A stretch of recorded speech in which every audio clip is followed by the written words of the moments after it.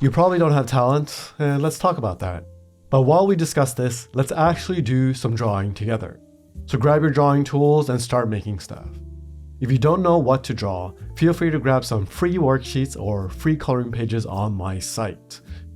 I think it's quite natural to ask the question of talent.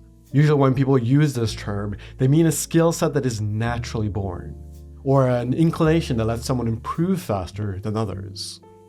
Since you clicked on this video, I assume that you probably have some fears around this, or at least questions about your own natural talents. So let me ask you this. What would it mean if I said that you weren't talented? If I could prove to you that you had almost zero artistic talent, how would that change your approach? Would that make you quit drawing altogether? Then let's say I could also prove that there would be no hobby that would bring you more joy and beautiful experiences than making art. How would that impact your creative pursuits? Which one would you rather have, natural artistic abilities or a natural ability to enjoy the process of making art? I don't think there is anything wrong about wanting external approval. That's completely natural. But if you had to pick between the internal and the external, what would you choose? Let's sit with that for like 10 seconds, because any longer and you would probably leave this video. So this question brings me to a framework that I've been trying to implement around my beliefs. In situations where I have some choice in what I believe, I try to pick the belief that is useful, even if it isn't true. So it's not about the belief in isolation, it's about what behaviors flow from that belief. Being worried about what is literally true seems kind of useless to me. Humans are emotional creatures with very subjective experiences, so optimizing for that lived experience seems much smarter to me. Now you might disagree with me here. You might say that it's basically just lying to yourself, that we should use science to prove or disprove the existence of talent. And to that I say, sure, it's probably a form of lying and I'm fine with that, as long as it helps me make more art. For me, the goal is to make more art, and believing that I have no talent actually helps me make more of it.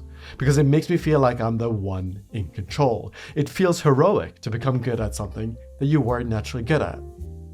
Think of it this way. Let's say you had a really rough childhood. With one framework, you can think of yourself as a victim, and in the other, you can see yourself as the underdog that will prove themselves. The underlying facts can remain the same, but the framing can be changed based on the goals you set for yourself.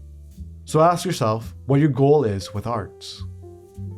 If you're looking for an excuse to quit drawing because you aren't improving as fast as your ego wants you to, then convince yourself that you have zero talent and therefore could never enjoy it. If you are looking for an excuse to draw more, tell yourself you were born to draw and that your natural talent is actually your love for drawing. Ultimately, the real talent within art is enjoying the experience anyways. Technical ability is actually kind of boring. It doesn't matter how much you improve your skills, the experience of making marks on a page stay the exact same. So start right now. Start loving the experience of creating in this moment. Don't convince yourself that you have to get good first to enjoy it. That won't get you anywhere. Loving the creation process will also help you improve faster. So even if your goal is only to get good, then this is still the optimal strategy. How you feel about the ideas of talent is personal. So you get to pick what you believe. Some beliefs run so deep that you don't feel like you can change them. In those situations, you can just frame them differently. So what do you think? Do you have artistic talent?